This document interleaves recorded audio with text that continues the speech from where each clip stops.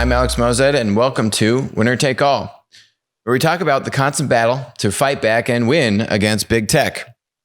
I'm really pleased to have two guests today.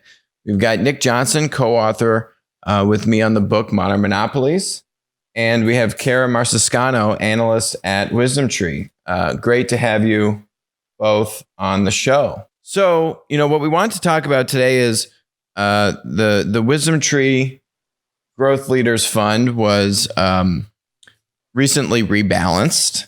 And what that means is every year these indices get rebalanced by basically updating what is the composition of the index, what stocks are in it, what stocks are out of it, weightings get adjusted and all that good stuff. So we thought it'd be a great time. It's kind of like an annual refresh, basically, to have both Nick and Kara join us.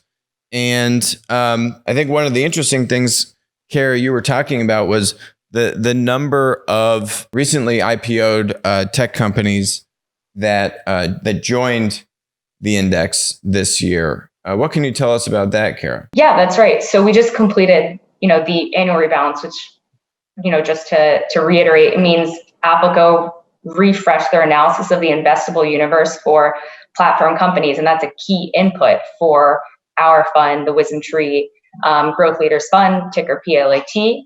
And one of the key insights we have from this annual refresh is this was the biggest rebalance in terms of IPO additions to the fund since it launched in 2019. So we had 24 additions in total. 14 of those were companies that had IPO'd in the last 12 months. And this is a very, very high growth rate, 14 bunch of companies. Their average growth rate over the trailing 12 months is 64%. And some of those names are going to be, names that most people are familiar with, like online food ordering companies, Deliveroo, DoorDash, the I would say mega IPO of 2020, Snowflake, the cloud computing company, gaming platform, Roblox. We have Bumble, the dating platform, Airbnb, rental marketplace. So it's a really diverse set of new additions as well, which I think speaks to also the sector diversity, which you can maybe hit on a little bit later. I don't know, Nick, if you had any comments on, some of these new additions. I think we've got some really cool ones. I think another one I would add to that mix is ACV Auctions. They are in the auto sector, essentially, selling cars, salvage cars in a lot of cases from dealers and salvage yards to other dealers and, insurance companies selling off cars. It's a very cool business. And I think they say the car marketplace space is crowded, but that B2B sector of it is actually quite profitable. And they're a company that's really been challenging some of the incumbents that have been in that space for decades, and doing quite well. So I think ACV Auctions is definitely one to watch. I think another one that I think is a big one to watch, Roblox. I think they had a challenging quarter recently, but have been kind of doing very well overall. I think that's a little bit to be expected as people aren't cooped up as much anymore as they have been for the last 18 months. Gaming revenue in general will slow down a little bit, but I think their I would say long-term outlook is I would say quite promising. It's a very cool company. If you've got any kids under the age of 15, I guarantee you they probably have played Roblox. Other ones that are big, of course, most people will know Airbnb and DoorDash. They really have been kind of staple platform companies for a while now. DoorDash is probably up there with Uber Eats as the biggest food delivery company in the US. And then Airbnb kind of in a class unto itself for home hosting, alternative stays to hotels. It took a while to go public there, but it finally is, and we're very excited to be able to include it. Awesome. Yeah, I think to your point, like PLAT has some hidden gems in there, like ACV in the industrial sector. It's a cross-sector growth fund. I think when a lot of investors think growth, they probably think infotech, but PLAT is different than most of those competing funds. So if you think about the NASDAQ 100 or the Russell 1000 growth, which most investors lean towards, their sector exposure is like 40 to 50% infotech, right? That's arguably, you're making a sector bet. PLAT in contrast is a third, infotech, communication services, consumer discretionary, and just like you were talking about, it's got industrials with companies like ACV, it's got some financials, it has some healthcare exposure as well. So you get nice sector diversification with PLAT. And you also, as a plus, get some size diversity as well. NASDAQ and Russell Growth are like 100% large cap. We're about 80-20 large and mid cap companies. And the other plus we were talking about, Kara, is that, I mean, I guess this was kind of a little just luck that the rebalance came at this time of year. I mean, because we've been talking about on the show how, months ago when we were kind of in the height of SPAC mania, that at least from my opinion, these valuations just seemed extremely frothy, to put it nicely. But you actually look, I mean, these are very strong companies, but even Airbnb was over $200 a share. Now it's at $150. DoorDash, same thing, over $200 a share. Roblox is still up. What else was kind of egregiously high? Oh, Poshmark. We did a whole segment on Poshmark when it was at $100 a share. Yeah, is it at let's see. Poshmark IPO'd.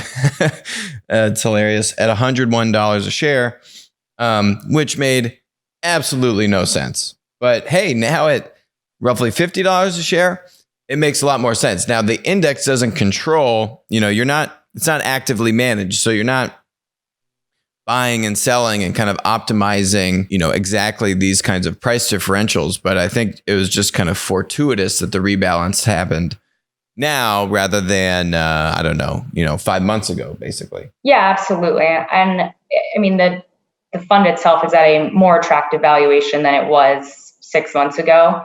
At its peak, it was like 9 to 10 times on trailing price to sales. Today, it's closer to 8.5. So a turn-ish lower, definitely more attractive. I think one of the nice things about the rebalance, it does have a market cap weighting component to it, but the valuation was more or less kept constant, which is nice because what we saw was keeping valuations constant, definitely lower than 6 months ago, but a big increase in the growth rate of the fund. So you're getting more growth at the same price. And one interesting fact about PLAT is if you were to cut the S&P 500 right into deciles, rank those companies by revenue growth, and take the top 50 growers within the S&P 500, those 50 companies are growing at a rate of 42%. PLAT, on average, the entire basket, around that same rate. So you're really getting top tier growth rates with PLAT. And also, if we were to look further back, that growth rate is a little bit more consistent, or a lot more consistent than what you would get with a 3-year look back of the S&P 500 or the NASDAQ. So the 3-year average growth rate of PLAT is 30%. That's double the S&P 500, which is around 15, and 10 percentage points higher than the NASDAQ 100 index. So what we've done is a nice valuation reset, kept it constant, increased the growth rate, kept quality fundamentals like margins consistent. And then what's really, really nice about these companies is they don't hold heavy weights in depreciating assets like inventory or property, plant, and equipment. Their biggest asset on their balance sheet continues to be, an intangible, which is their network and cash. So having your largest percentage of assets being cash, I think, is a very important factor for businesses today. So we're really happy with how the rebalance turned out. These are very attractive fundamentals and a solid valuation. Definitely. There's I say, benefits to the platform business model, which is where the PLAT ticker comes from, and being asset light and having those network effects where you've got these third parties providing all the inventory or value is one of the big benefits there. And the other interesting thing, if I look at this sector breakdown that you were talking about, Kara, I mean, Nick, this is new, right? I mean, it's still small, but we did see, for example, healthcare go up a little bit. There was some new healthcare additions, right? What were we seeing in that area? Or I think it was just Teladoc, right? Prior to this rebound. Yeah, we've got in there JD Health International, which is JD, the kind of Amazon-esque of China. They have this spun out basically a JD Health arm, which is healthcare, telehealth. American Well, another kind of telehealth focused company, and then GoodRx Holdings, which is kind of a marketplace for getting good prices on generic and prescription drugs, primarily for people who don't have insurance. They've got a bunch of different pharmacies, and they help you get good prices, basically, and it's a marketplace for that. So I think it's a very cool company, and we're definitely, unsurprisingly, I think, given the pandemic, seen an uptick in healthcare companies, and I would expect we're probably going to see another few going public over the next couple of years. One company I thought was really cool, which at first blush, you kind of look at it and you say, yeah, this is a SaaS company. And that company, you may know the one I'm talking about, is Snowflake. The team obviously went a lot deeper to really try to understand this business in more depth. And so it isn't really just a SaaS company. It actually has legitimate platform dynamics. How did that play out, Nick? What were some of those kind of platform dynamics that came to light for Snowflake? Yeah, Snowflake is a very cool company. They have what they call basically a data cloud, and that's kind of the core application. And then they have basically a data exchange marketplace, and that's really where a lot of the network effects come in for them, in addition to kind of the internal, getting more people on board generates some network effects as it grows with each user. So I think it's a very cool company. One of the first, I think, that we see in the index that really has that kind of data exchange dynamic. You see a lot of, I would say, earlier stage companies in healthcare, for example, that are doing these kinds of things. And that is an area where Snowflake, of course, has a concentration of customers. So I think we may see more companies like this ahead, but for now, Snowflake really kind of stands out as somewhat unique in the basket. Love that. What else, Kara? What are some other interesting insights that maybe come to light that we haven't touched on? One question that we get a lot is like, what makes a platform company a platform? And I do think we get a lot of questions from clients about, is every SaaS or software as a service company eligible for PLAT? So I'd love to get your thoughts on, why is every company, SaaS company, not a eligible platform business? Yeah, I think that's a great question. I think the confusion is that a lot of SaaS companies call their product suite a platform. We would view that as more a platform as a marketing term, as opposed to what we're focused on, which is platform as a business model. So what are the things that we're looking for? One, they've got to have multiple user groups that they're interacting. Typically, we would call it a consumer and a producer. Producer is the person that creates the value. One of the criteria is that the primary value that the platform is delivering has to come from the producer. So it's not sitting on your balance sheet. It's not just the software you create yourself, which is what a SaaS company does. That producer is creating some external value. So that could be content, that could be other types of software that plug in, that could be data, as in the case of Snowflake, where they have this data marketplace. But the value can't all be being created by essentially the company itself, which is why a lot of SaaS companies don't qualify, because they're really just creating a suite of software tools rather than, say, opening up an app marketplace around that, which is, for example, what a Salesforce has done. They've got a very big development platform, third-party app store.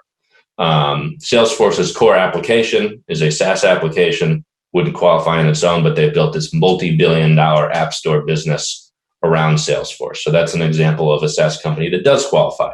But a lot of SaaS companies, they might have an app marketplace, but it's not a meaningful driver of revenue. So there are revenue thresholds here. They've got to meet a certain amount of platform-based revenue in order to qualify. And if they don't hit those thresholds, then it's because they're not enough of a platform business where we would really view that as a material driver of the business's success. It's more of a traditional SaaS or linear business. So the way I would think about it simply is, does it have this network of third parties creating value rather than it creating all the value itself?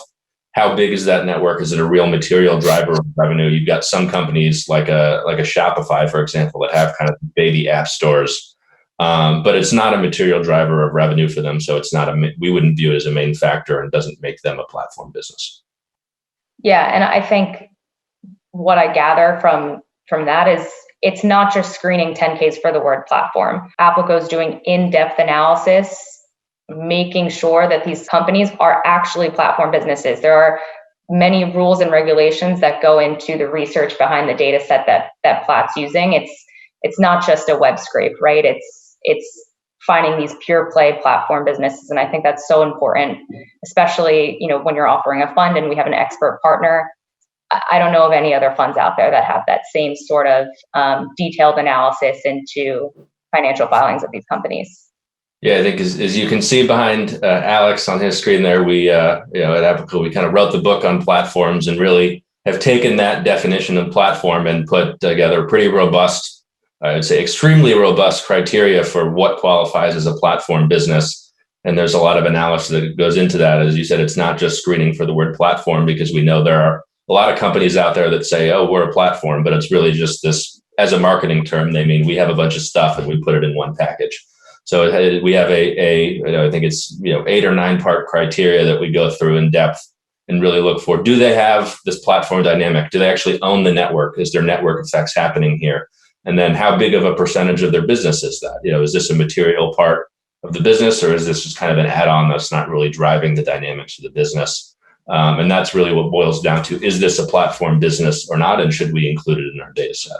These companies are smart. And by these companies, I mean, not platform business companies. So when you read through the 10K, to your point, Kara, they're using the platform word, right? Everyone wants to have this kind of platform aura around their stock, and to have investors think, oh yeah, this is a platform. Everyone's kind of started to want some of that platform juju. So there's a lot of companies that you look at and you say, oh, they, for example, that's the other thing. There might be companies that actually do have legitimate platform network effects, but it actually isn't a meaningful enough part of the business that it gets included in the index. Like one that comes to mind for me is Affirm, where Affirm is a Max Levchin company, ex PayPal. Guy understands platform businesses really well. And they do talk a lot about a variety of network effects that they have. Really, their core business is a B2B2C, kind of like digitally enabled lending pipe, right?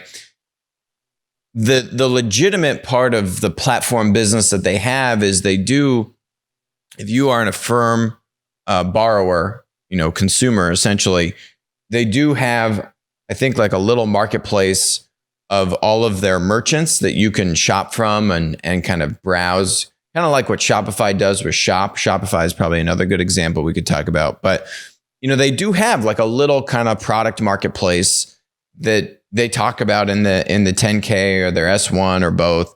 But it's such a minuscule part of their overall business that not only are we looking at, do they have the right platform dynamics, but do they actually have enough platform revenue that this is a material part of the business? Another one is Walmart, that's not in the index. They do have Walmart Marketplace. We're actually very bullish on Walmart's ability to embrace a marketplace business model. But given the scale of Walmart's linear business, which is hundreds and hundreds of billions of dollars in what we would call kind of linear, traditional store retailing sales, and then they have 1P on their e-commerce, how big is that 3P part of the marketplace? They don't really break that out for us, but you can also tell that relative to the rest of the core business, it still has a ways to go until it hits certain thresholds, which have been objectively defined as it relates to different platform types. So product marketplaces need to have a certain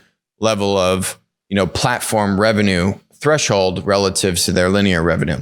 The other example is Shopify, which also has a shop app, which is a legitimate marketplace part of their business.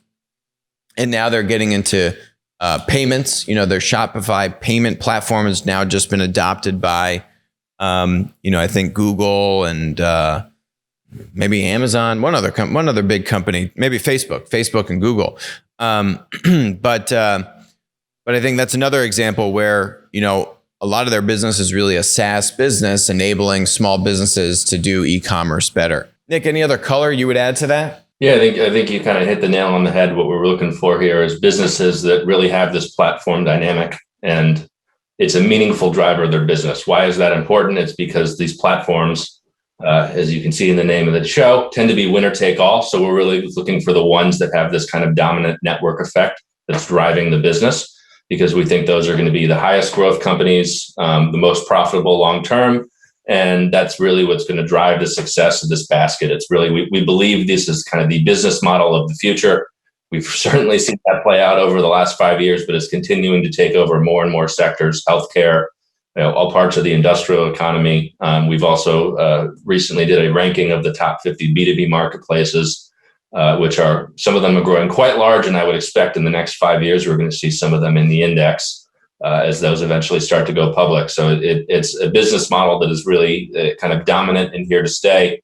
And this is really a bet on the growth and the profitability that business model offers. Other thing is, a company that actually, they don't really try to even tout themselves as a platform. Actually, I don't think we see it as much in their 10K the word platform is Netflix. And we've long been, kind of raising the alarm that Netflix doesn't have a winner take all dynamic. They don't have the defensibility that a YouTube has. We penned this article, which is on WisdomTree's blog, saying FANG is now FAMGA, and basically removing Netflix and replacing that with Microsoft, a much better representative example of a platform that is legitimately a tech monopoly and has very, very strong winner take all dynamics. And ultimately, I think that's kind of played out correctly in favor of the index and PLAT, which makes sense when you think that these stocks are so heavily fueled on growth.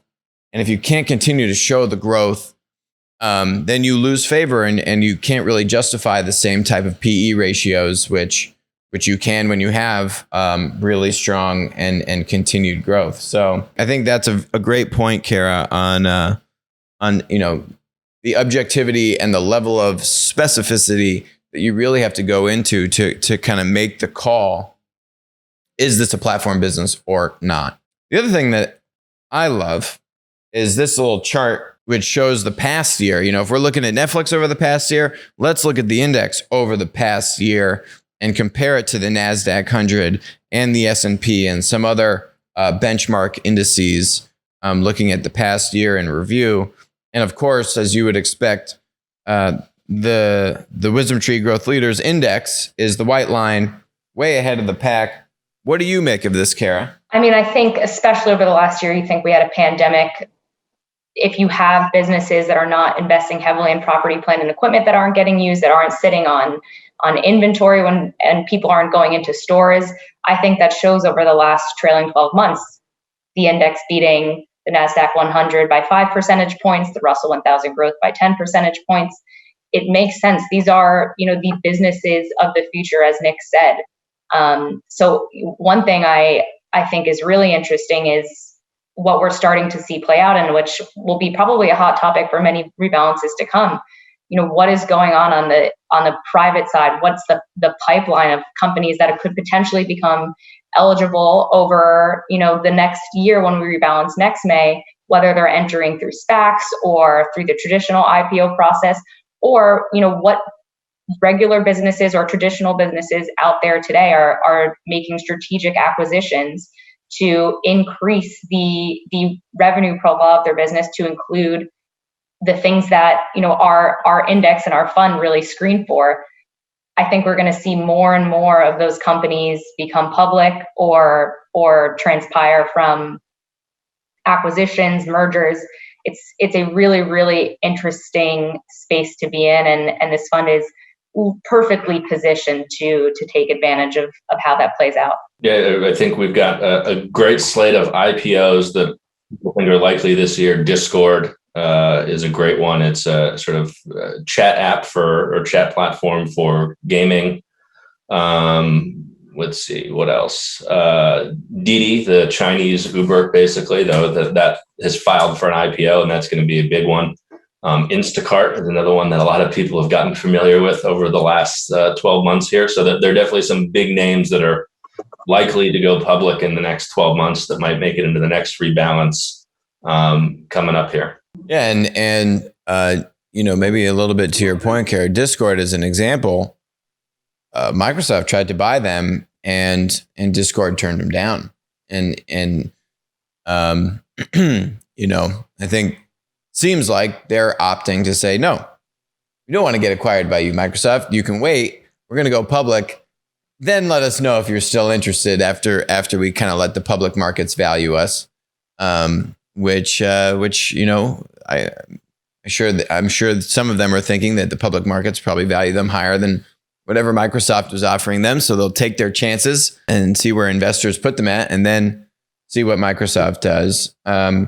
Which is another topic. We did see some interesting acquisitions of companies in the index this past year, namely Salesforce buying Slack. That strategically, that move actually made a lot of sense, I think, to me, with Salesforce doing that. We are seeing, from a regulatory standpoint, certainly much more scrutiny on the tech monopolies, the FAMGAs of the world, and how they can use M&A to either eliminate competition or expand into adjacent verticals. We've been talking about that on the show. But I actually don't think Salesforce falls into the monopoly bucket. And so maybe that's a trend you see more of, where you kind of have these second tier. It's funny. Yeah, it's Salesforce second tier. I mean, like a step below tech monopoly status that FAMGA is in, then saying, well, FAMGA can't buy these companies. Maybe Microsoft will be in a more difficult position to be able to buy Discord.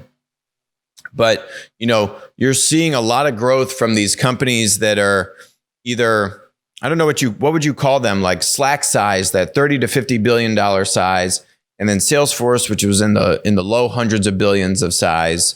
It's interesting. You're kind of seeing some tiers here in kind of stages, and I think then you're starting to see M&A possibilities from slightly larger platforms looking to buy slightly smaller platforms and expand into adjacent markets, and that being now kind of restricted for the largest tier that is tech monopoly. I don't know how you translate that into financial analyst talk, Kara, but at least that's some of what I see from my perch. I don't know if any of that makes sense or how you think about that. When we start to see platforms consolidate from two into one, merge, and both are in the index, it's generally, and not always, but it's generally done at premium valuations, right? So if you have someone in the index being taken out at a premium, it's generally a good thing, or even better if someone in the index is taken out by, let's say, and this is not a forecast by any means, but hypothetically, like Walmart buys a platform business in the index, and it does so at a premium valuation. That's a positive catalyst for the performance of the index. Typically, that's what you could expect. So consolidation is generally a good thing, at least from a valuation standpoint or a performance standpoint. I mean, obviously, it always raises questions about regulation, and then there's headline risk, and will the deal go through? But it's interesting, and it's generally, I think, good for the index. I think the Walmart example is an interesting one, because they're, of course, a great example of a company trying to become a platform business with their marketplace growing very quickly over the last few years. But I think we're starting to see as well more and more large traditional companies embrace this platform model, and M&A is certainly going to be a part of that. So I think that's something to watch out for in the next couple of years, is do we see more potential big acquisitions of potentially some of the companies in the index, or ones that are in the IPO pipeline that, rather than going public, get bought? And then does that bring a new company that, say not new company, but one that isn't into the basket because they bought a platform business, are now integrating that into their traditional company. So I think that's definitely a trend that we might see in the years ahead. Okay, last topic. in the past few weeks, we've had actually a flurry of, tech monopoly or attempts to rein in the power and the inappropriate kind of power vacuum that these tech monopolies have been able to capture. We've seen 5 bills coming out of Andrew Ciciline's, subcommittee on antitrust. We've seen Lena Khan actually confirmed as the head of the FTC. And meanwhile, here's Amazon stock up 8% over the past month. So investors don't seem that concerned. Maybe they've just kind of seen this script so many times before. Oh, we're going to rein in big tech, and just don't seem too bothered by it, irrespective of whether that may actually be the case. I think what's interesting from this is these advancements, I think, are really positive steps in the battle to rein in big tech, which is a valiant and appropriate battle. But at least maybe what the public markets are saying is you're still far away from actually anything material happening that could be a real adverse event or situation for these tech monopolies before any sort of legislation is passed, before the FTC really digs in their heels or does something from a regulatory standpoint. Doesn't mean that it won't happen, but I think certainly, at least if you don't want to read too much into it, but at least some of what this is saying to me, which I think is accurate, is I don't think anything in the immediate to short term is coming, at least from these recent events. How do you see it, Nick? Yeah, I think I'd say the nice thing about the basket of companies here is I would agree with you. I think it'll certainly be a while before any real impacts are felt. These cases often take years, if not longer. Historically, I think so. It will be a while before any impacts felt. And I think number 2 would be if there are impacts. They're in the index certainly, but they're in the basket of companies in the data set. But they're one of or a few out of 60 companies. So it's not. I wouldn't view it as a huge risk to the platform business model in general. I think these are a handful of companies. I think they're very important ones, but there's still going to be a huge amount of growth coming out of all the other companies in the index that aren't facing these kind of regulatory crosswinds. They might one day if they achieve that kind of big status, but they're not there yet, and there's still a lot of growth to be had. So I think that risk is somewhat mitigated in terms of the basket that we have here, and I think that's the nice thing about the basket of companies in the data set is not just a bet on the 5 names you're familiar with. It's really about this business model and the growth that it's bringing in a lot of sectors that you might not think of off the top of your head. Yeah, I love that. I've got up here the top 10 are no more than 52% of the full weighting within the index. So I'd say that's actually pretty well diversified in the grand scheme of things, considering especially how dominant those top 5 are more broadly, within the economy and society, et cetera. What were you going to say, Kara? I was going to agree with Nick. I think for this, strategy where you're targeting platforms, it's the ETF solution where it's a basket of companies and you're not necessarily selecting 5 names, but 60. Exactly that point. If one of these regulatory cases actually starts to have some legs, the benefit is there are 59 or whatever, call it the big 5 are targeted. There's 55 others in the basket that are unimpacted and a lot of hidden gems in there that most investors probably aren't aware of. Like we were talking about highlighting some of those industrials names before. People aren't necessarily watching those. Some of these new B2B marketplaces, they're not looking at those as regulatory threats, and they're in the basket. So that diversified basket of companies is the way I think to invest in this space. Kara, so wonderful to have you as always. Nick, great to have you back on. We got to get you on more often here. And thank you both so much. And I think this has been a great update. That's it for us today on Winner Take All. We will talk to you later.